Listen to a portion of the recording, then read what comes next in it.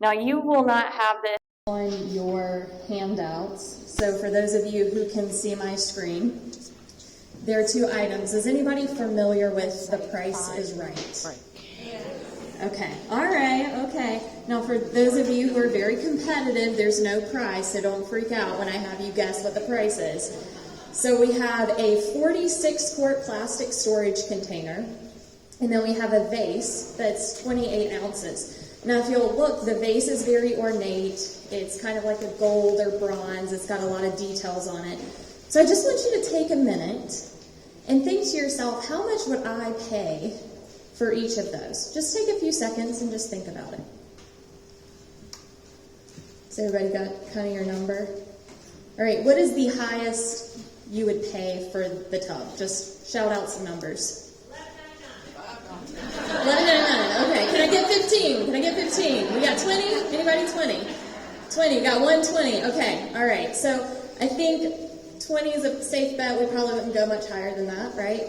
So for the vase, or as some would say, vase, whatever you'd like, tomato, tomato, what would you pay for that? What do you think the value is? 500. Can I get 1,000? Can I get 1,000? I'm not really good at doing the auctioneer. So, okay, 500. But I think it's very clear to say, which one is more valuable? Okay, the vase, the vase. Okay, we're going to come back to that later. So in the 6 years that I have been speaking, I have yet to give the same speech twice. I keep telling myself I need to have, 1 to 3 speeches and perfect those, and then it would save me a lot of time and energy. But the problem is, every time I speak, in between that, I learn something new, and I want to share that with you. And I'm so troubled by the fact that I can't share everything that I want to share with you in the short amount of time that we have together. It's almost like dipping a bucket in the ocean to explain what the ocean is and saying, this is the ocean, right? It just cannot do it justice. So before every speaking engagement, I meditate, and I try to ask myself, what is it that the particular audience that I'm speaking to, whenever, wherever, what did they need to hear the most? And so for you all, since we've been having this absolutely beautiful, gorgeous weather for the past few weeks, I went out in the woods behind my house. This was my view on that day, on that Thursday. And I found a nice log, and I just sat there in the stillness of nature, and it felt so amazing. I was just caught in just that utter contentment that comes with sitting in that stillness and silence. And as I was looking up at the canopy, I asked, what is it that they need to hear? What is it that you all need to hear that I can provide you? What can I say or do? And within a matter of maybe a minute, the answer just came to me as clear as day. And the answer was, give them the gift of stillness and space. So I'm just going to sit over here for the next 40 minutes, and you guys enjoy. No, if I did that, there'd be some pretty unhappy people that brought me here. So I'm not going to do that. And the reason being is because until we have that guidance, an understanding of how to tap in to the wisdom that resides within that stillness and space, then we fail to see its inherent value. So back to the vases and the container. So we all agreed that the vase was probably more expensive. Why? Why did you value the vase more than the plastic container? The detail, maybe what it's made of, plastic versus whatever that is, right? But what if I told you that outside, now there is a mound of gold, all the gold that you can think about in the world, and you can have as much of that as you can possibly carry away in one of these two containers. Now which one is more valuable? The plastic tub. Now, what if I told you that that plastic tub could hold $7 million worth of gold? And the thing is, you have to use one of these, and you have to buy it from me, but I'm charging $10,000 for that plastic tub, but you can fit $7 million worth of gold in it. Would you pay me $10,000 for it? Yeah. So we live in this world where we often view things that are tangible as more valuable, because it's very apparent to us. When we can see something, we can touch it and experience it with our senses, it's very easy for us to assign a value to it. It's not so easy when it's not very obvious of the potential. And so there's two ways that we assign value: tangible and intangible. Tangible, again, is experiencing that firsthand with your senses. And intangible is an object or service's potential. And that potential change. You know, emotional intelligence is an intangible skill. And because of that, many organizations and individuals do not see its value because they are unaware of its full potential. And so we often try to make the intangible tangible. And when it comes to emotional intelligence, that might be in the form of an assessment. I want to visibly see whether I have or lack emotional intelligence. It may come in the form of booklets when you're in a training, material things to make it feel real. But what I can tell you is the real inherent value of emotional intelligence resides in what can't be taught, what can't be measured, and what is not obvious to us, and it cannot be mass produced.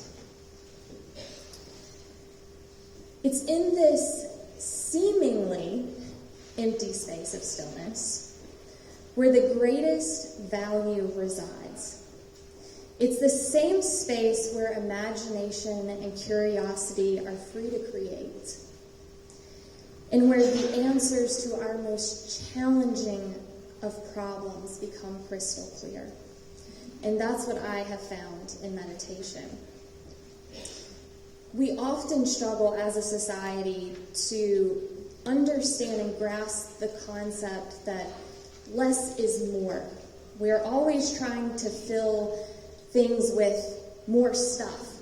And that could be material things, it could be fill things with our time and energy. We're always trying to obtain more.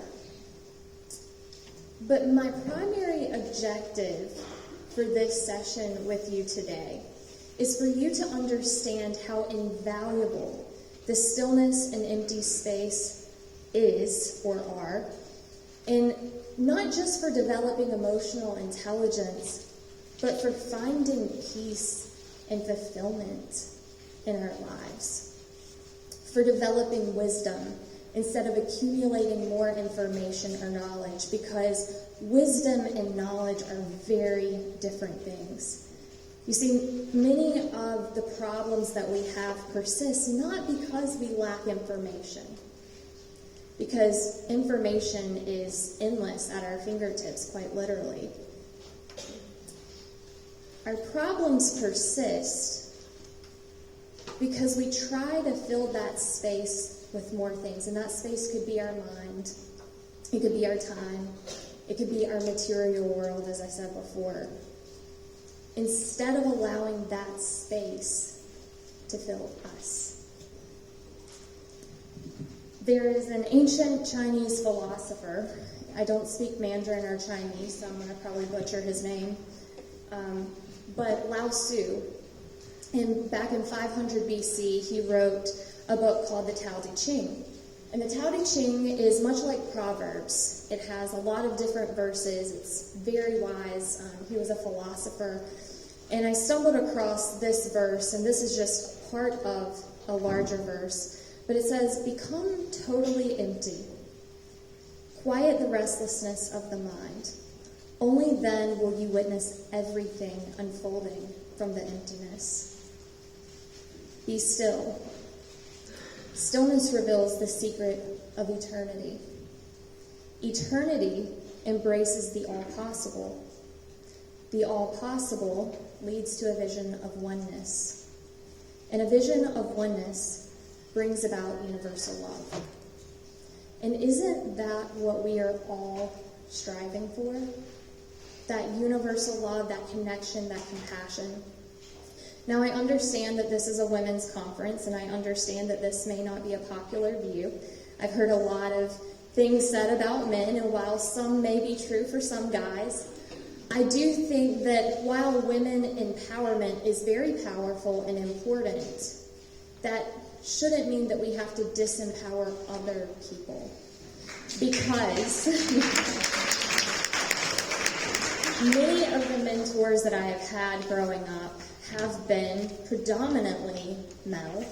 And there's no right or wrong way, but I think there's something important about the energy, the feminine energy and the masculine energy. We need both, because when the pendulum swings too far on either side, we're in a bad place, right? We need to just work together. So those are some wise words from Lao Tzu. How many of you are familiar with the term emotional intelligence? Okay, raise them high. I wear glasses typically, so I'm kind of blind up here. Okay, perfect. So here is a general definition, and you may be able to read this on your handouts, maybe not, so I'll read it. The capacity to be aware of, control, and express one's emotions and handle interpersonal relationships judiciously and empathetically. Now that's a pretty good summary of what emotional intelligence is. However, I've been on my own EI journey for the past decade now, and I've discovered a lot. I've discovered what emotional intelligence is and what it isn't, and how it's being demonstrated and implemented in organizations, and the real value that oftentimes is not discussed. And so I'm going to simplify what emotional intelligence means to me. And it can be summarized in 3 simple words: compassion, both for yourself and for others; curiosity, and understanding. Compassion, curiosity, and understanding. Because if you do not have those 3 things, none of this is possible. We cannot be aware if we are too afraid to look within ourselves at the things that we may not be fond of.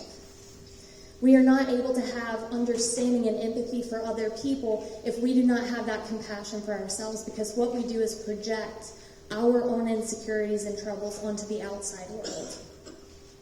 And then having that awareness opens up the possibility for curiosity. Compassion also allows for curiosity, because there's not resistance to being right. There's not resistance in, because we want to feel safe, right? Our egos want to protect us. But our egos also prevent us from being aware and curious and understanding, because it feels safe for us to be right and to be on the right side of things. So if you haven't already, I would even make a mark in your handouts with the compassion, curiosity, and understanding, because that's the biggest takeaway when it comes to the definition of emotional intelligence. Emotional intelligence is nothing new. The term was coined back in early 1990s by 2 psychologists, Peter Salovey and John Mayer, not the musician John Mayer, different John Mayer. And then it was made popular by Daniel Goleman, who used Peter and John's research to write his New York Times bestselling book, Emotional Intelligence. He wasn't very creative in that title, but it worked. And so he's broken it out in a very simple way into these 4 quadrants. And if you'll notice, it can be separated in self, which are the top 2, so self-awareness, self-management, and then social awareness, and relationship management. And then it can also be broken down again into awareness and control, or the management pieces. So I'm briefly going to go over what each of these means, but I'm not going to spend a lot of time on explaining what emotional intelligence is, because like I said, we have so much information at our fingertips. You can learn what it is, the elements of it, and how to develop it. What I want to talk with you today about is, why are we not more emotionally intelligent as a society when this research has been out for over 30 years? Why are we still struggling? So self-awareness is more than just understanding your emotions. A lot of people say it's understanding your emotions. But it's also understanding who you are. I know a lot of people that have been on this stage today have talked about knowing who you are, and that is critical. And when we ask who we are, we're filtering that through so many conditions and labels that have been applied to us by other people as we have grown up. And so for many of us, who we think we are is like that vase. It's the very surface level value that we're seeing. Our true self and our full potential resides so much deeper than that. And until you are able to tap into that stillness and space to really ask yourself, who am I? You're going to keep labeling yourself as others have labeled you. Or you're going to define yourself based on who you want to be instead of tapping in and finding out who you are. Self-management is all about being able to regulate your emotions. It's not about suppressing your emotions. It's about when those strong emotions arise, because there are no bad emotions. Anger is a valid emotion. Frustration is a valid emotion. It's when that anger turns into aggression and you're doing harm to another person or to yourself that becomes problematic. And so self-management is allowing yourself to tap into that emotion, understand it, and figure out what is the best way to resolve what this emotion is asking me to do. Because behind every unpleasant emotion, there is an unmet need. And the stronger that unpleasant emotion, the stronger that need is. And you need to listen to it. There shouldn't be a check engine light that goes off on your car, and you say, I'll deal with that later, or you take it to a mechanic who has one of those fancy computer things and then clears it out and says, you're good to go for a couple more 1,000 miles. You need to listen to your emotions and respond, because they will keep coming back. And I think you all know that. They never go away. We can, avoid them by doing things and distracting ourselves, but they'll always come back. Social awareness. So it's all about reading the room, reading other people's body language. I don't know if you've ever been networking before, and you're talking to someone and you really don't want to talk to them anymore. Maybe they've been chatting at you for a while, or you're just disinterested. And so they're standing here and you're turned this way because you're ready to go. And so you're like, oh, that's nice. I want to go this way. And they're totally unsocially aware and unself-aware. And they're like, okay, where are we going? Right? And you're just like, oh my gosh, I can't get rid of this person. It's because they lack social awareness and clearly lack self-awareness as well.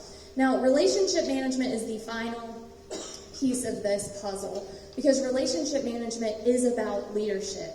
It is about coaching and mentoring and being a positive influence in other people's lives. And while many people have the title of coach and leader and mentor, few people understand what that truly means. It's not about giving them the right answer. It's not about guiding them in the way that you see fit. It's about really getting curious, having compassion and understanding for that person, and say, what is it that they want? What are they ready for in their life? What is holding them back? And what questions can I ask them that's not leading them down a path that I want them to choose, but leading them into that stillness and space so they can find that answer within themselves? Because I think all of us have been told what we should do, what the right thing to do is, and maybe it was. Growing up, I'm sure your parents said, don't do this, that's a bad idea, this is probably what's going to happen. And how many of you listened? Exactly. So we can tell people what to do all day long, but until they come to that realization for themselves, they're not going to listen. We all have to get to that place on our own. And within organizations, it's really funny because they'll say, hey, I want you to come in and I want you to do this emotional intelligence program with our staff because they struggle with listening. They struggle to communicate, they are not empathetic, blah, blah, blah, blah. Well, guess where those issues lie? The self or the where are the obvious issues? The social, right? Listening, communication, empathy. So they want me to start there. Well, don't worry about the self, they can deal with that on their own. We want them to be better listeners. Well, guess what? Until they take care of themselves, they're going to keep filtering everything through that. And we're going to talk more about logic and emotion later. So there's so many benefits to emotional intelligence. It's out of this world. You know, in organizations, because that's where it's predominantly discussed, first off I want to say, I guess not first off because I've been talking for a while, but I do want to say that emotional intelligence is not a leadership skill. It is a life skill. It is a people skill that helps you to be a better leader. I don't know if any of you know me or know my story, but you can see the benefits here, but I want to talk about my own personal benefits. I grew up in a family where everybody, aside from my dad, but everybody else was on some type of anti-something. Anti-anxiety medication, antidepressants. You know, it was just part of the DNA in my family. And so it came to no surprise to me that when I was pretty young, in my early teens, that I too was diagnosed with generalized anxiety disorder, in addition to obsessive compulsive disorder, in addition to attention deficit disorder. I struggled immensely in school. I was 4 reading levels behind my peers, and I jumped into a very quick relationship in high school when I was 15, my high school sweetheart, and I became codependent. And I don't know if any of you know what codependency means, but it means that your happiness and fulfillment comes from other people. If they're happy and love you, then you're happy and love yourself. If they're upset with you, then you're upset and don't know who you are. Your identity rests in other people's opinions of you. And so codependent people tend to want to make other people love them because that's how they get love. And so I became very codependent. And then it continued to snowball. Are there anybody, is anybody named Karen in this audience? I mean, it's really sad that name got attached to the people that just lose their minds out in public. But I was a Karen, and I didn't care. Karens don't care. Maybe that's why it kind of has a nice ring to it. But yeah, I would just, if I didn't like something, I would make a scene. And I did not care. It made me feel good. It made me feel good to make other people as miserable as I was. I also suffered from panic attacks. I put myself in the hospital a couple of times because I had an arrhythmia of the heart that just would not stop because it was triggered by a panic attack. So when we talk about the benefits, that's where I was. And then I look at where I am today. And I haven't been on medication for the past 8 years for any of that stuff. I no longer have panic attacks. I'm no longer codependent. I'm in a wonderful marriage with someone I don't even know how I ended up with him. He's amazing. So it changes every aspect of your life when you develop this skill and truly embody and embrace it. Because it's kind of like a diet. It's not something that you do once and then you're good, you're emotionally intelligent. It's something that you have to continuously do. And like a diet, your intention behind why you're doing it is going to determine the outcome. So if you're dieting just because you want to look better because you're insecure, then you're probably going to go back to your old habits very soon, right? Because you're not in it for the right reasons. Or at least you're not in it for the reasons that are sustainable. Let me put it that way. And we have this, so we just recovered, I'm going to say recovered from a pandemic, but we've been in the midst of another pandemic for decades now, and that is an emotional pandemic, or an EQ deficit pandemic. The numbers are astronomical. When you look at these charts, what the leading mental health disorders are. We face anxiety and depression are the top 2. And I'm going to talk later about how those 2 are linked and why depression is right under anxiety in a minute.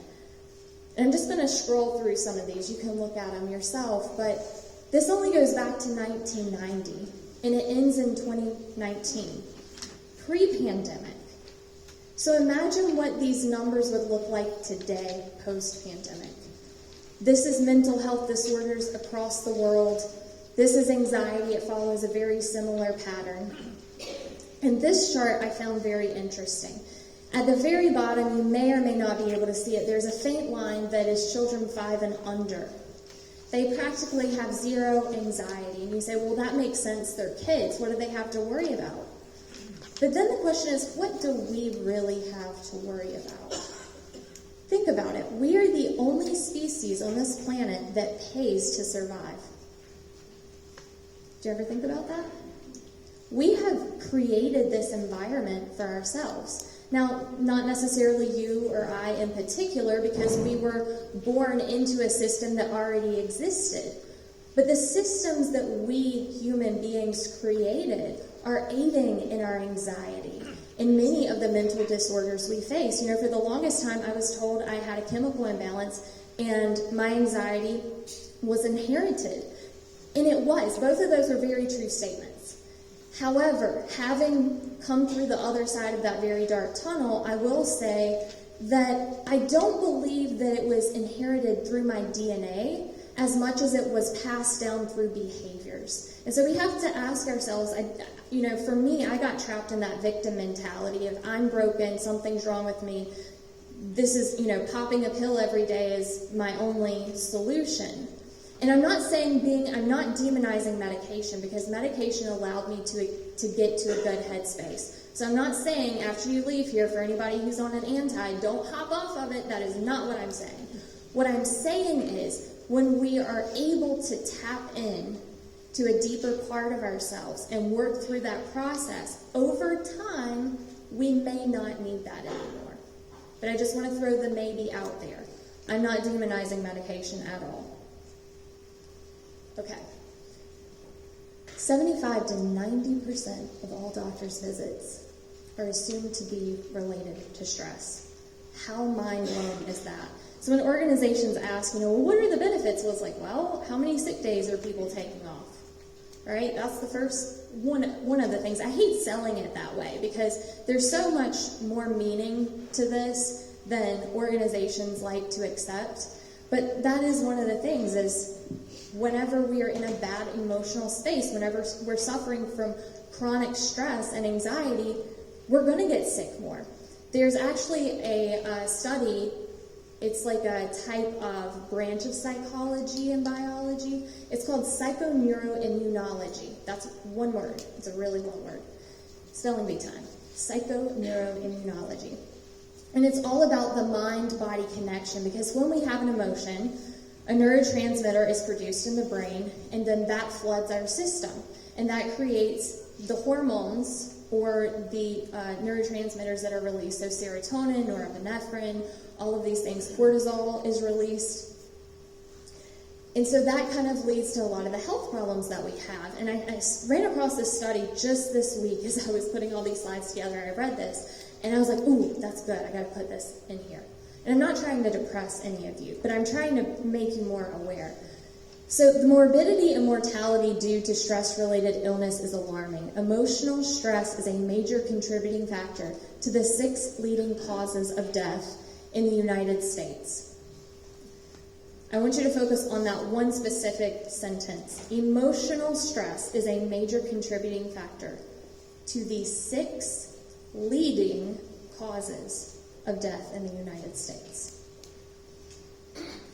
Here is the shared total disease burden of the world.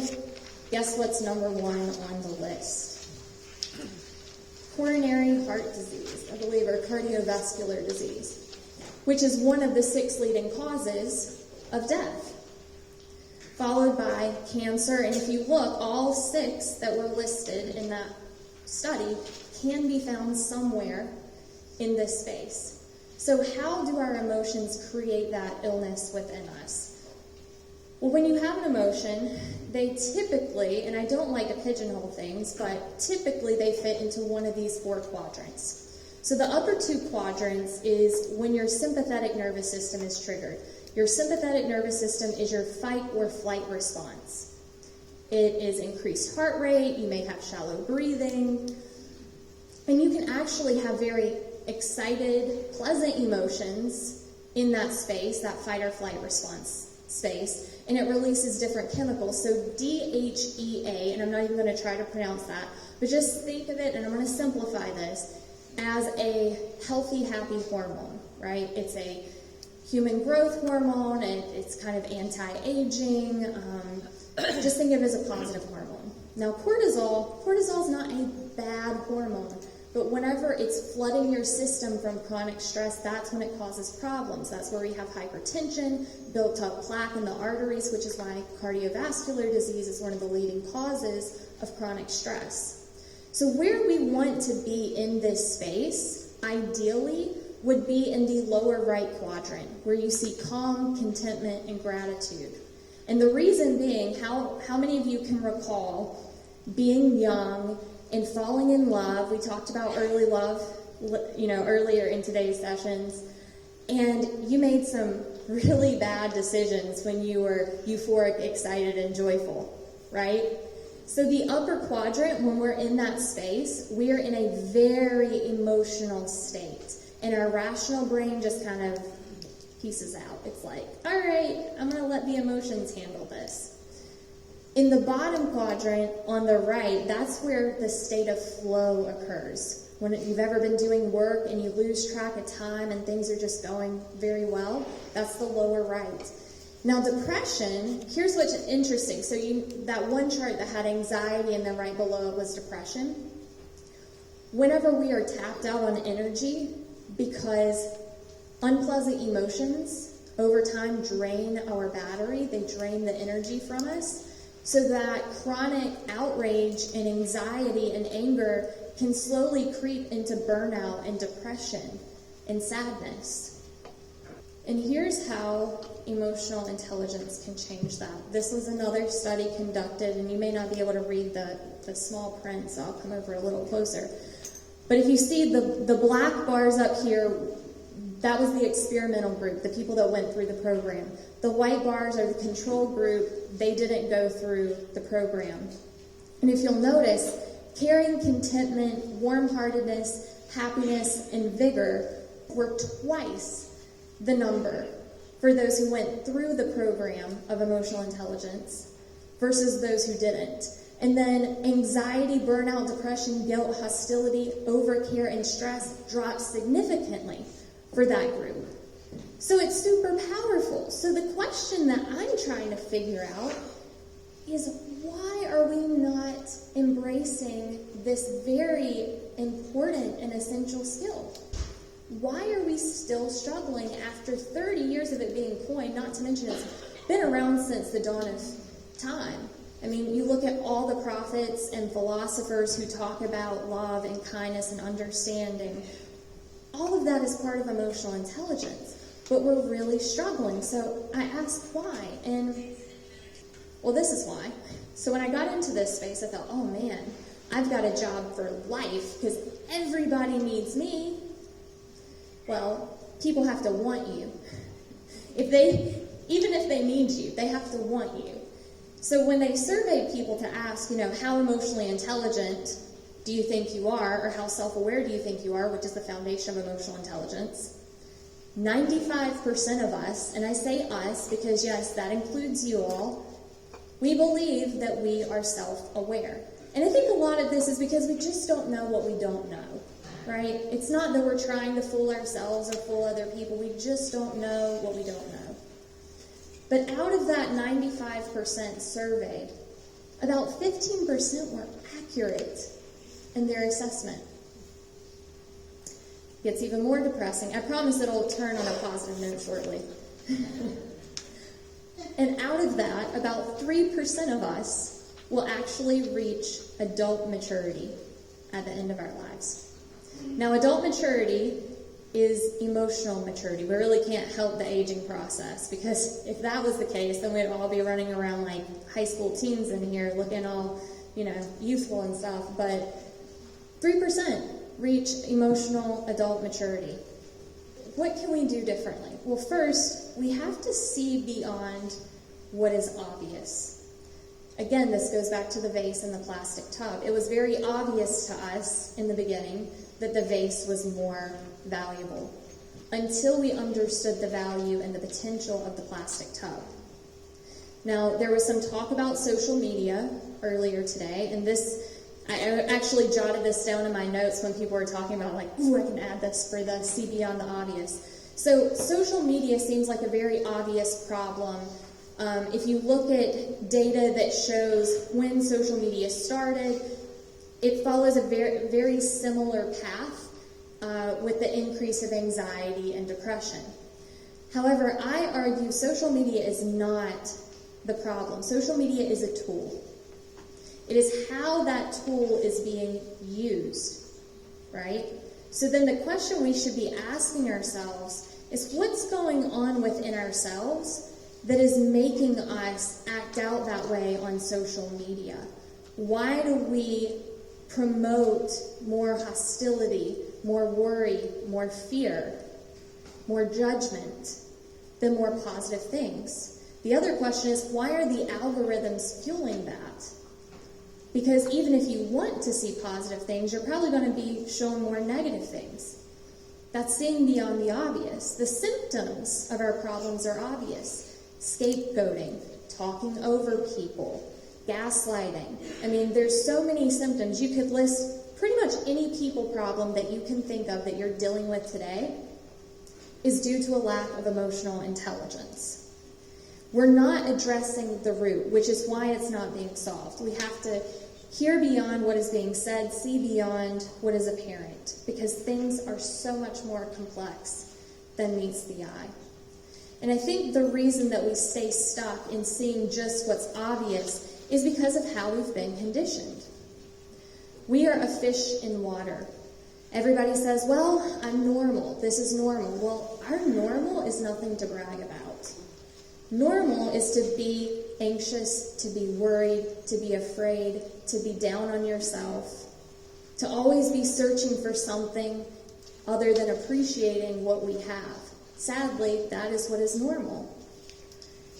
And so we fail to realize that the majority of the things that we hold in our mind, the beliefs that we hold, are not our original beliefs. They've been passed down to us, and we accept them or we don't accept them, but most of the time we follow the beliefs that were bestowed upon us by our parents or by, our institutions. And then we have this binary way of thinking. We're really not thinking, we're making decisions based on certain things, but things become very rigid and very binary. And what I mean by binary is things are right or they're wrong. Things are good or they're bad.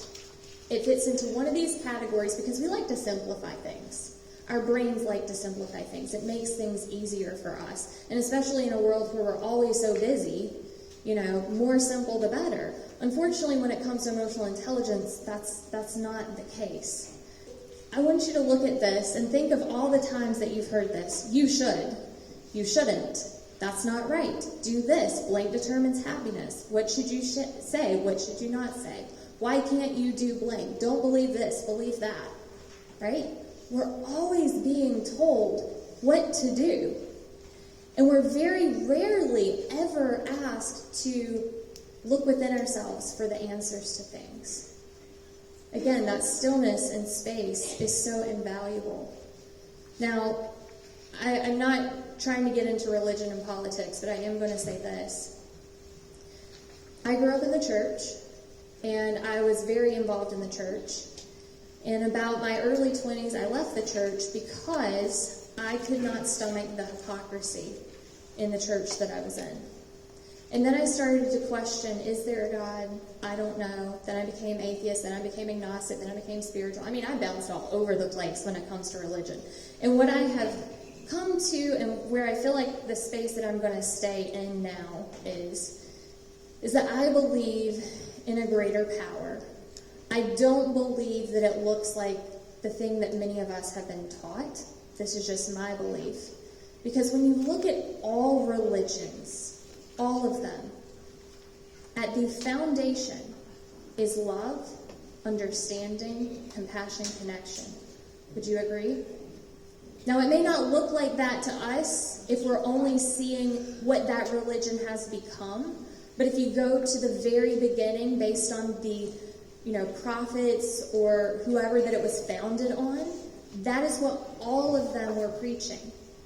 But when we, unaware humans, get our hands on anything, we tend to ruin it. And this is what I mean by that. When you go to church, when you go to school, any institution, it doesn't matter. We're taught what it is to be kind. We're taught what it is to be a good person. Here's another verse, or part of a verse from Lao Tzu's book. If you need rules to be kind and just, if you act virtuous, this is a sure sign that virtue is absent. Thus we see the great hypocrisy. If we need rules to be kind and virtuous, then that is absent. Virtue is absent.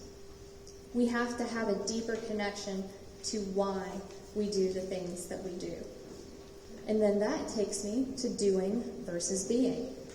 We have mastered doing. All of us do all the time. That was a pun intended. You can laugh. I think I'm the only one who hasn't got laughs. I'm a more serious speaker. It's okay. So my question is, are you doing more than you are being? And then, what is the difference? So doing is just checking a box, busy work, going through the motions. But being is, again, sitting in that stillness, being content, not asking for directions. When I tell you, I truly believe that was a divine answer that came to me when I was meditating, because it was so crystal clear and I could feel the love. It's so beautiful when you're in that space. But for me to explain and describe that space to you, it's extremely hard, because you just have to feel it. This is where logic versus reality, right? No plan survives its collision with reality. So emotional intelligence falls in this category. When we talk about soft skills, you can attend a workshop all day long that says, here are the things you need to do to be a better listener. Nod, smile, make eye contact, right? Yeah. But why don't we do those things? We've been to enough workshops that we know what we should do. Why aren't we doing it? And it's because whenever logic is present, it's in the thoughts, the cortex of the brain, the green over here, right? But again, when we are emotional, when we are in a heightened state of emotional arousal, that fight or flight response, we stop using that part of the brain and we go right to the limbic system, right? And then that reptilian brain, the brainstem kicks in, the autonomic nervous system says, okay, I got you, don't worry about it. And so in order to reverse that, we need pretty much mind-numbing discipline. It is your habits that determine success or failure. And you need a short-term plan and you need a long-term plan. Because it's kind of like starting a fire. You can start a fire with tinder, right? Like the leaves and the thin branches. And what happens? You light it and it's beautiful fire, right? One of the most vibrant fires. Very quick to start. But does it last? No. So what we're doing in our lives is we're building these little fires with tinder. And then it goes out, and then we run back to the woods, and we get more, and we get more, and we're wearing ourselves out because we don't have a long-term plan. That long-term plan is the logs that sustain that, and they burn even when they get down to the coals or the embers. It still gives off this very deep heat, right, that lasts for so much longer. So when you're developing these skills, don't beat yourself up. Have that compassion for yourself, but practice it all the time. Like I said, it's kind of like a diet. You have to keep doing it. What you can do, these are life-altering emotional intelligence mindsets and habits. Breathe. Your breath is so powerful. You don't even realize it. And you've probably done this, like whenever you're stressed, have you ever just sighed or just like, that's your body's natural way of saying breathe. Because when we're stressed, we tend to hold our breath. So breathe. Get clear on who you are and what you want and why. Don't try to say, I want to be the person that other people think I should be. Like, just really sit down with yourself and figure out what really makes your heart sing. Practice gratitude and do no harm. I started a gratitude journal every single day. It has changed my life. When you appreciate things, you really can't be mad at the world. You really can't. And then connect to the present moment, which is, again, that stillness. Surround yourself with people who inspire you to be a better version of yourself. and consistently inquire about your thoughts, emotions, and actions. When it comes to journaling in particular, when you're upset, write down how you're feeling, unfiltered. If you say, I hate blah, blah, blah, then write down I hate. Write it down. Or record yourself talking. And then when you've calmed down, go back to it. And it'll give you a glimpse into your own psyche of how you are feeling, and see that person that other people are seeing, and you'll pick up on key words that are like, oh, that's what's going on. And then do not confuse a challenging choice for a lack of choice. People tell me all the time, I just don't have the time, I don't have the money, I don't have the energy. I'm not saying it's easy. It's one of the hardest things to do, but I'm telling you right now, being on the other side, it's self-liberating. And that's what I tell people. People say, what do? I teach people to liberate themselves from themselves. Because we are our own worst enemy, and we are the ones that are painting the picture of what reality looks like for us and the world around us. I really appreciate all of you being here today. All of you have immense potential, so don't undervalue yourself like the white tub. Realize that there is so much depth to you. You just have to discover it.